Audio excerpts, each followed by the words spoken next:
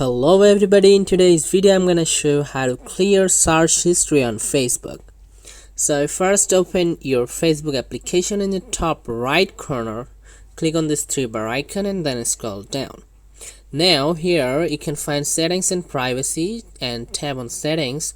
Now the new page will open and you just need to scroll down again, and here you can find your activity and you need to tap on activity log. Now you just need to scroll down again, and in this option you can find logged actions and other activity. So tap on here, and in the first place you can find search history. Tap on this, and here you can see this is my search entries on Facebook. So you just need to delete them. You just need to click on this three dot icon and need to tap delete, then you need to click on delete again. So that's the method how you can delete the search histories.